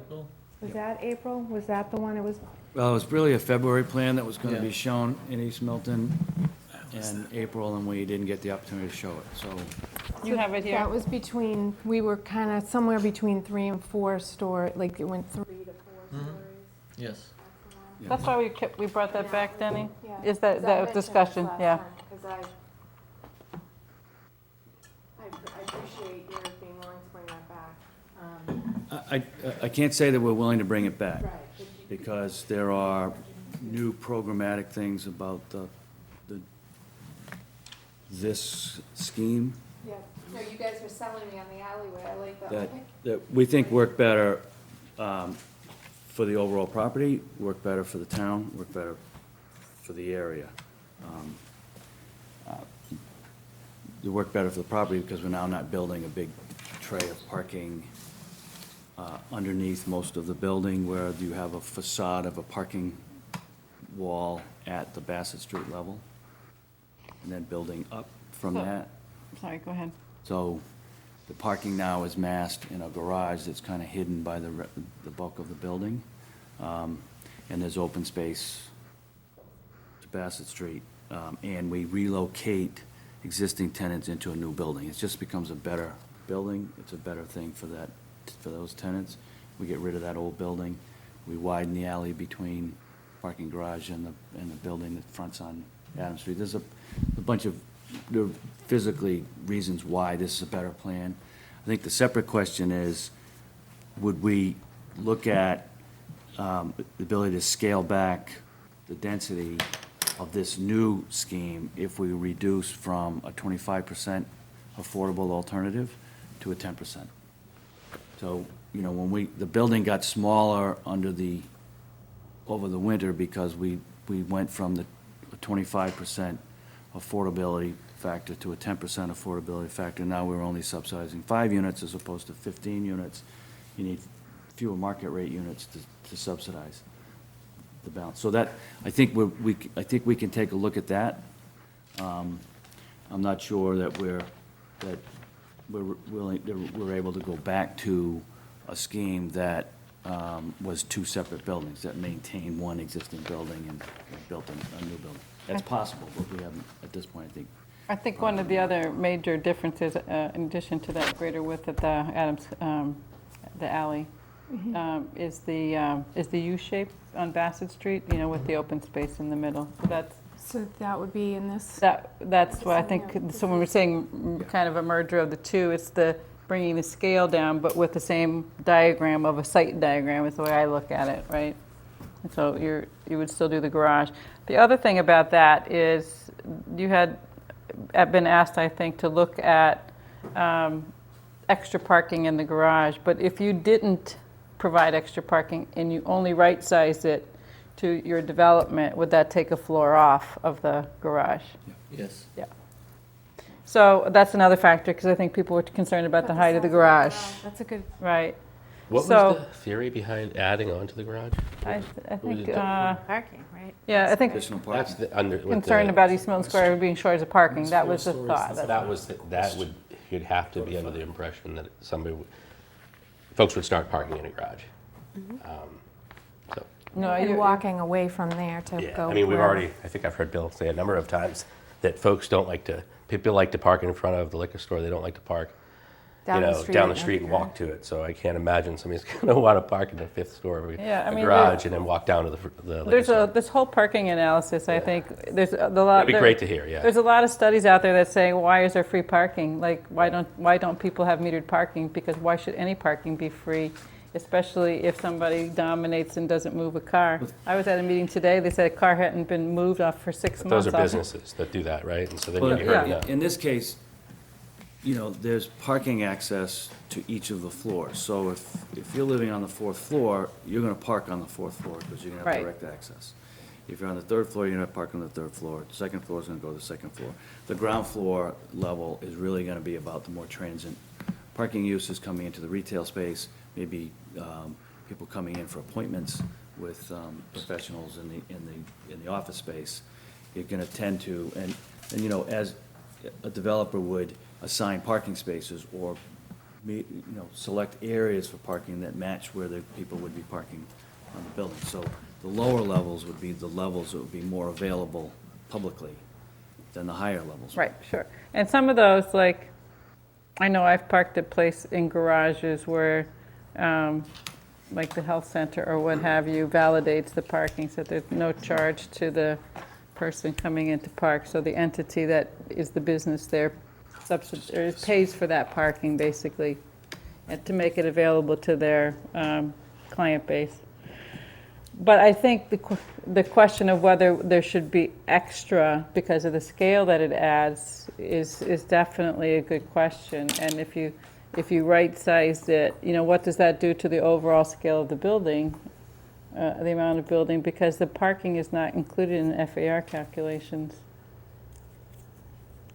One more question, sorry. I like, this was great, an add-on. I mean, a lot of the stuff on here is, stuff we kind of knew, but Right. in one spot is fantastic, and this is new visual for me. Were they also going to look at what a 40B could look like? I know that was a little tricky, but. Well, I mean, I think I've had conversations with Bill, and we were looking at what density was approved as a 40B at 131 Elliott, and it was approved. They decided to go back to their other proposal, so they're not building that one. But it was the same density as their first proposal. So I think if you wanted to, we could get a diagram of their very first proposal and say that's probably a 40B scale. I don't think that's I mean. How many Don't units think were so? approved at Is that 131? the area you wanted? What? How many units were approved at 131? 57. 57. No, I was thinking more of like actual, the way it looks now. That's with what it could look like. So What's on site? Like, what's I the can give you date of that. that? All right, thank you. plan? 'Cause that's got is that 3 to 4? Is that 3 stories on Bassett? Or, I really can't tell. Three- on Because I was that. No, I going to did like with you, this. where I'm That was at. the only thing that stuck Three out on to me, Bassett, stepping, what it does look like. Stepping up, Four. up. 4. and then right on Adams, it's stepping back. Back, the Yeah, top stepping floor back. step back, The top floor there steps back. Okay. the residential, the step back.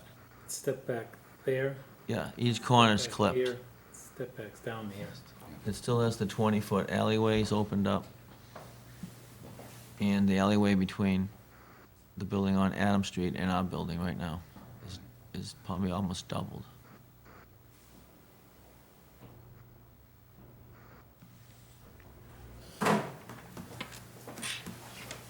Which also creates, sort of a better loading. Access to those. Access for loading Dumpsters, dumpsters for the And building. loading. For the rear of those buildings. right.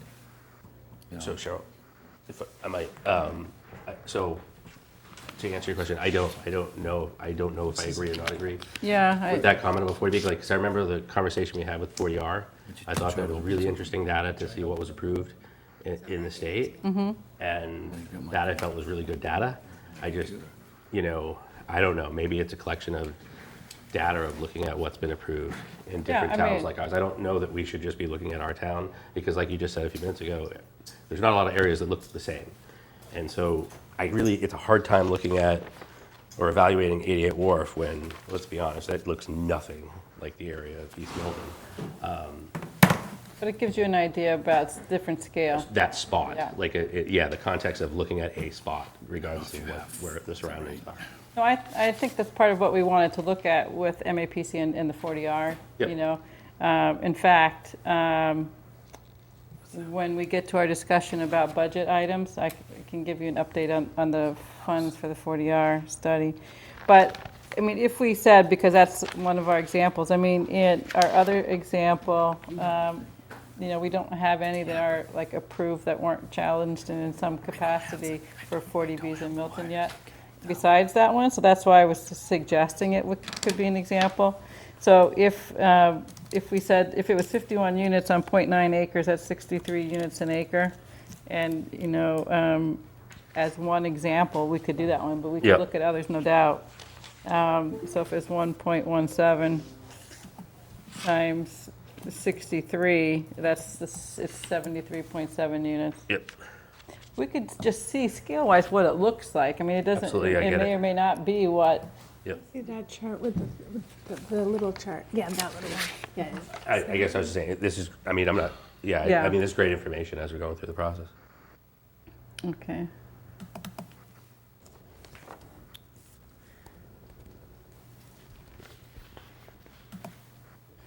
So you'd like to have some kind of diagram that would put more 40B scale project on the same thing here. Yeah. Okay.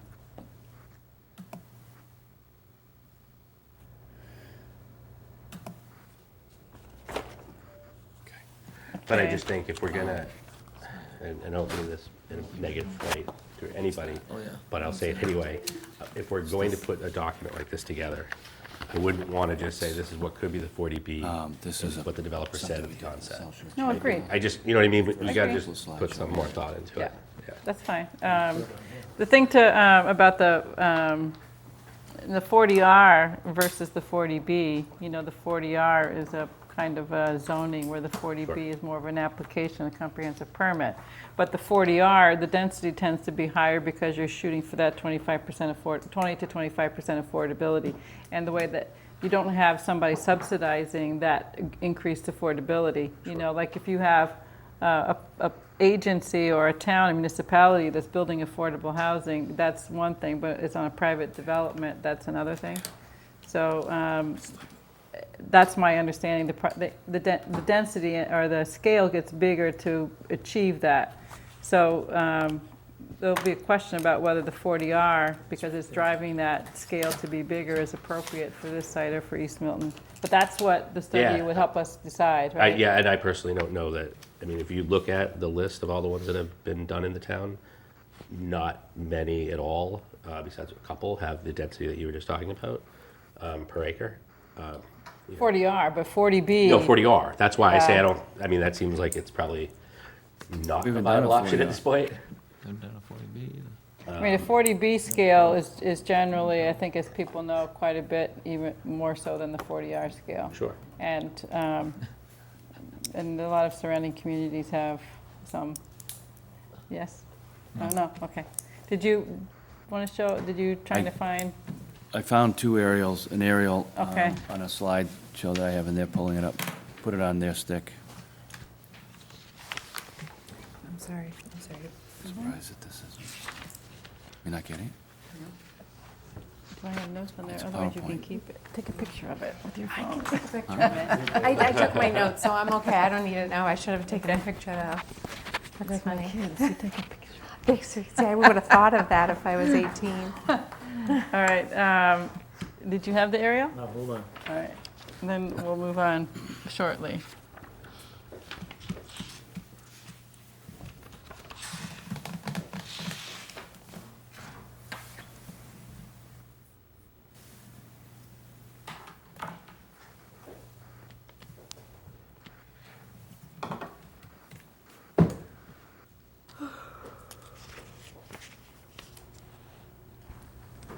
Nice blue screen, Bill. While you're doing that, we had one set of minutes. Yes? There should be More than one set? and the 13th of September. August 23rd. So what, whereas in our packets was the 23rd? Right, and then you sent a link to the other, okay. Have folks reviewed the minutes? I have. Okay. So, yes, if you'd like, Well, is everybody? I am. yeah, Yeah. Do? Okay. okay. Do you know the dates? Do you want to hand them to me? Oh, I only have one set here, but it's August 23rd and September 13th. So moved to approve August 23rd and September 13th. Yeah. A second. Okay, all in favor? Aye. Aye. Brian, you in favor of the minutes? Is there one more? Yeah, sorry, I was on mute. Okay, we did that. August 23rd and September 13th, meeting, aye, okay, thank you. Yes.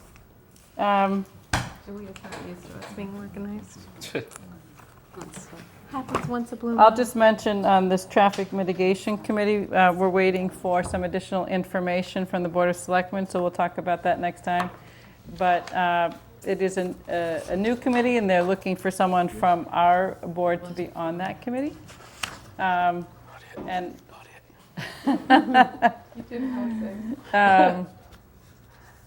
I do think it's a way, what they're thinking is different than the Traffic Commission, in that this would be sort of more visionary, sort of planning ahead and thinking ahead. And who knows, maybe it would be the folks who would help decide how those mitigation funds that, of the revolving fund that we're proposing, how they would be spent. So that, we'll end up deferring further discussion of that, so on our agenda here. How we doing, Bill? I'm not. We're not? Not recognizing the stick. Okay. Can you just put it So- in our the Dropbox or something? I'll get it for you. Yeah. I'll send it to you. Okay, so I guess what we'll do is we'll go back and see what we can get some further analysis from MAPC to kind of at least take this piece of it and reflect the things that we discussed. If you are inclined at least to think about if there's a fourth line that might go into these blue lines for Adams Court, we could consider that. But how much we consider it at the same time as we're starting to get this traffic and parking analysis, because I think the program mix that coming out of that could be helpful. Bill, there I think was.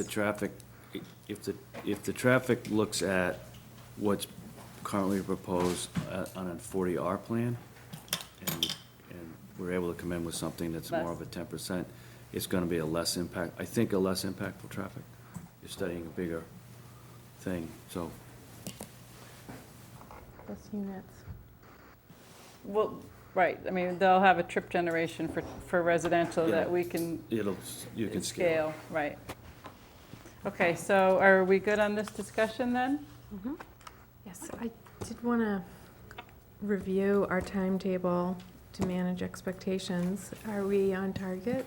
Well, because of our meeting slipping a little, we were on target with the traffic folks initially for the 11th. There was a piece of it they weren't going to have ready for the 11th, but I think that now that they're going to have more time, they'll be able to do it should be able to complete it. So if we say that, that would be November 1st. So that, Bill, you'll confirm with Beta on November 1st. And we'll also have an update on this MAPC. And would you have that for the October 25th? Well,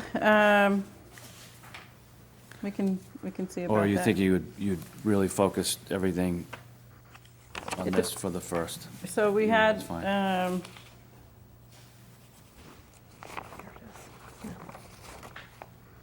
We're going to have a couple of public hearings we need to schedule. But I think with those 3 meetings, you tell me to hand me something.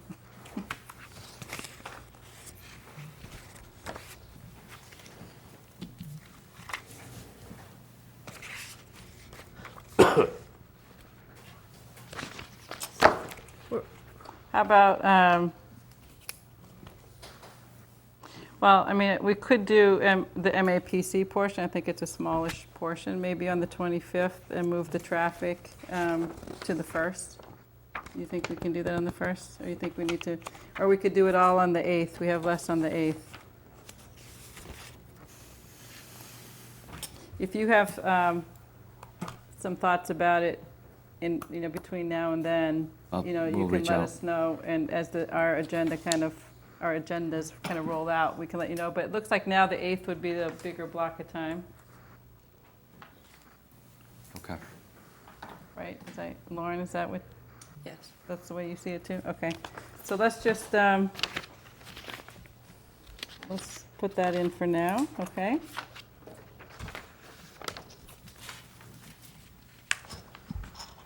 Okay? Yeah, All right, fine. great. Excellent, So, thank you. Thank you. Thank you.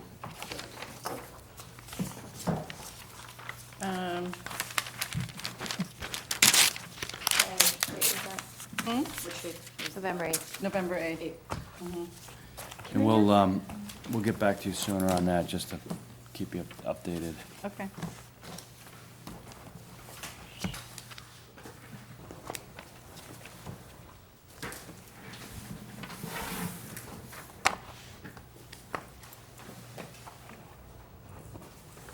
And I'm sorry, I skipped over earlier citizen speak.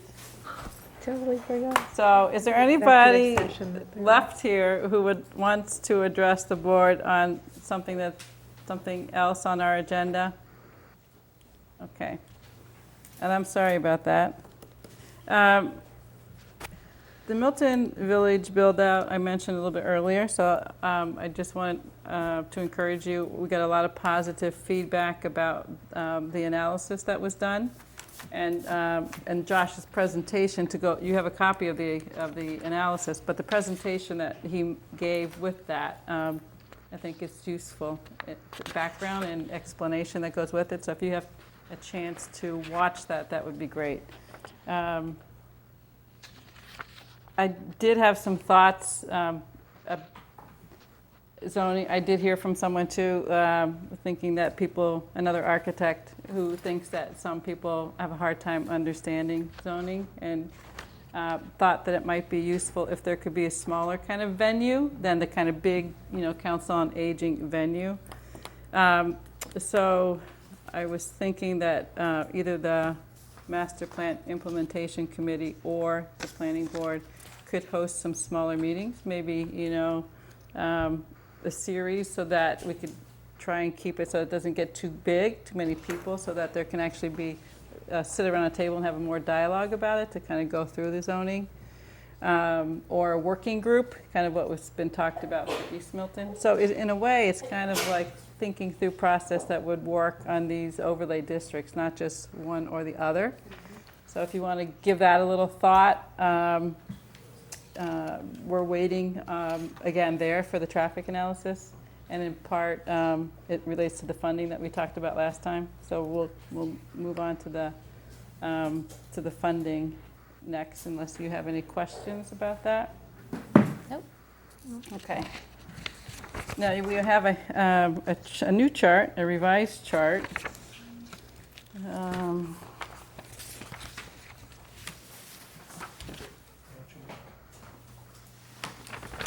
to get my bearings. Yeah, this is good, but. So imagine if the you were Board of higher, maybe Selectmen you could see the whole- and Master Plan Implementation Committee had Oh, a you joint could do that. meeting. Our last meeting was a Thursday, it was the Monday following that, so that we could get the MAPC work and the traffic work going, right? So the funding could be approved.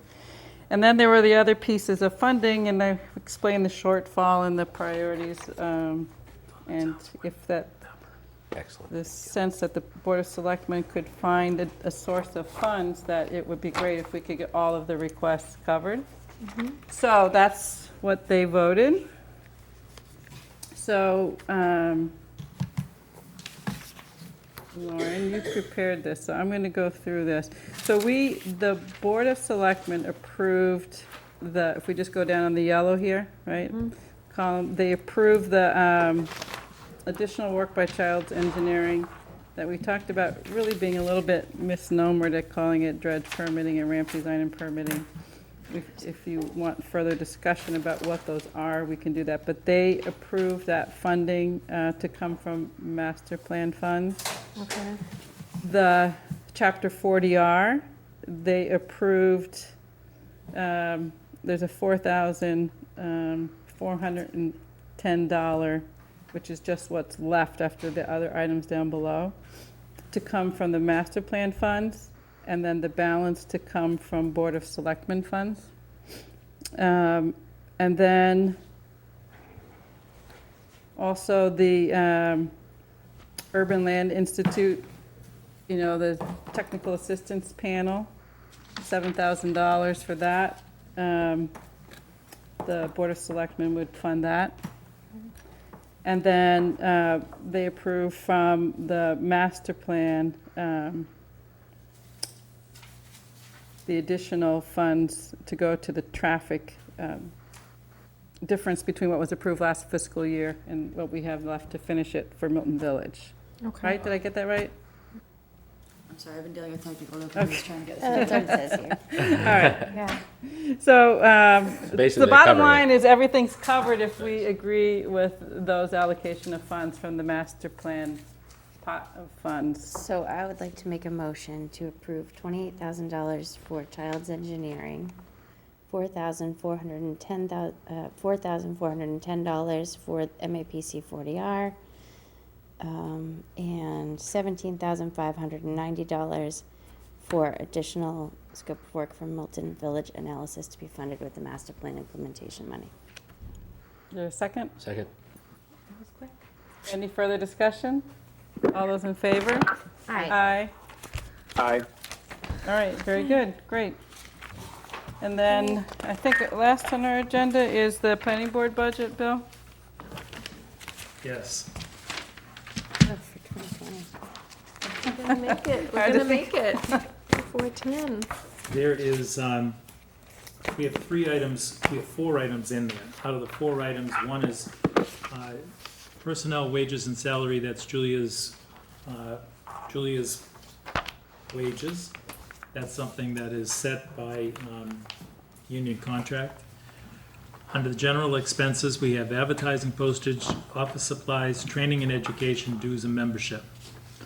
Of the $4,407, they're odd numbers because last year we got a 3% across the board per line increase. That's why the numbers look so uneven. The other part to that is postage. Because of the requirement for certified mailings, that number went up. And with that, we get the money back from a developer when we send that out. Right. Problem is, we don't get the money, the planning board doesn't get the money back. When the developer comes in with the check to reimburse the town for that money, it goes into the general fund. So in order to repopulate that number, I have to go to the warrant committee for a reserve fund transfer to get the money back. Under advertising, we have a minimum of 2 town meetings, and each time we do zoning, we have to pay for 2 weeks' worth of advertising in the paper. That number is always expended very quickly. Office supplies, $858. That's toner cartridges, that's envelopes, that's ink, that's pens, folders. Education and training, that is citizen training, planning collaborative classes that the board may want to take. That's an APA course that somebody wants to take. It's an APA book that somebody may want to buy. Dues and membership is Mass APA and APA membership for the board and staff. So, Bill, on the planning board studies and the master plan implementation, we saw how quickly those funds can go in this last round. Do you think that there's an opportunity to seek an increase in those? Is that an opportunity or an appetite? An appetite, I guess. Yeah. I think when the warrant committee sees product such as the potential zoning that was written for Milton Village, when they see the studies that get done under 40R, the development analysis, I think Traffic analysis. maybe at that point, yes. But I think at least 3 of us know what it's like, 4 of us know what it's like to sit in front of the warrant committee and have to sell the product and hope for a return. What were you looking at for raising? I'm not sure, I just thought I'd... Whether it's the I planning board just- studies or the Oh, master okay. plan Yeah. implementation, And increasing those. Right, and there was discussion at the master plan the joint meeting that I mentioned earlier about potential to do a larger traffic analysis where they actually build the traffic model and then they can manipulate, so in that model, they make a street one way or they do something else, and then it shows you what the implication of that would be. Or it shows you if you have a new development and you're adding whatever trips, and then you plug that into that model. So there was interest in that. That kind of analysis could be 150,000, or that kind of traffic modeling can get us like that base model, and some other analyses could be as much as 125,000 to 150,000. And whether this would be a good place for that or not, or that there's some other request, of funds from, Board of Selectmen or otherwise. But I think it would be a really useful tool, and if there was a way for the town to find some funds for that. In the past, when the master plan was done, I think there was an initial 25,000 and another 100,000 bill. I think it went in as a separate line item in the budget request, and when it went to town meeting then, or in the warrant committee and then town meeting, it got approved as a specific request. For the visioning and then the master. Right. Right. Yep. And then, so when do we have to approve the budget for you? You have to submit it when? November 1st. November 1st? So I would just like to see, so the dues and membership doesn't include ULI membership? It could. Do you want it to? I mean, I just think there's a lot of very valuable information through ULI that you guys could have access to, that I have access to as a member. And I just looked up the membership fees. It's only $220 a person. I know that we were putting in for Lauren to do that. Oh, good. Yeah, I think even one, that's true. Right. Only one person would be fine. Then you have access to all of their tools online Right. and everything. Perfect. What was that date? What's the one that are you going to or you went? Oh, that's to the fall meeting, right?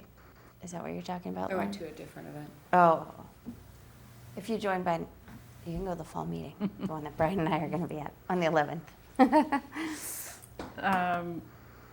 I agree, that would be a good Yeah. membership. So it's 50% off if you work for a government, so it's only $220 for the year. It's pretty inexpensive. So, An item I would love to see in a budget, maybe this year or next year, would be a computer program to put community outreach information on every project online. Oh, You know what I'm talking about? yes. And I don't know how, I mean, if it has to be November 1st, maybe it's not this time, but maybe we should try to work on that. I could try to work on that with April or something. But there's, I know what you're talking about, we yeah, want and a website. it would Yeah, be, it was brought up before at another meeting, right? We Yeah. talked about this, Yeah. yeah. Yeah. so, There's one platform that's very good. I'm sure there's many others. I'm just trying to look it up Yeah. from another town. I always forget what it's We did called. that and we knew it blew the budget. Oh, yeah, it was More crazy. than big time. So Boston does it. I wonder who they use. I think they built their own. They built their own. We don't have Boston that. has an amazing tool now for their three-dimensional data Co-urbanize. that you can download. That's it. That's it, yeah. Co-urbanized. Yeah, they It were was- crazy. I money. forget the exact amount, but it was about $5,000 or $6,000 for the year. And it's like a subscription, like you have to pay every year, 5,000 or 6,000. Well, I think it is something to think about. Yeah. Sometimes, when the doesn't sound like that budgets go to the warrant committee, if they have the reserve, I'm forgetting my term. You should know what the term is too, Rich. When the fund, it's like one-time money, where it's free cash. Cash, yeah. If there's, Everyone I know, knows it sounds free great, cash. right? That's like we won the game. Yeah. But free cash, It's not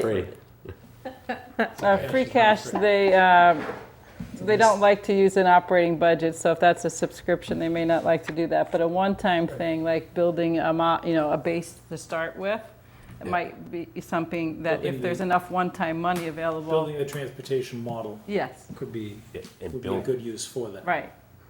and the reason why we would spend this money to get this, they should, that's something that folks should get behind. Yeah, this Transportation, or? No, just the fact of what you're gonna use the co-urbanized software and to, other yeah. type of thing. This Getting that this information. co-urbanized tool is really amazing. We have a tech guy, right, the town? Couple of them, yeah. Maybe we Yes. should show them the co-urbanize and ask them if they would have some advice on how they would like to do it, because it would be awesome if they would, Oh, yeah. you know, because, I mean, we'd almost have to hire another person to keep that uploaded. But actually, it would be as good as Dropbox. Well, that's the thing. It's all of the documents that we get circulated anyways. Yeah, so instead of uploading to Dropbox, you'd upload to this. And the reason why I like it, and you don't have to use this part of the platform, but people can comment online Yes. Great. on different projects. I mean, the Falcone one is a perfect example. Yep. You could have almost an online engagement piece to it on all these different options, the April model, this model, that model. Yeah. So as things are changing, everybody in the public has access to those documents in real time and can weigh in and offer comments. People want more transparency. The town $5,000 is a pretty good investment. Right. So do you want to add that as a request on the planning board budget? I would love to. I think so. Yeah. All right. To me, I would say $5,000 $6,000. doesn't sound like that much money for.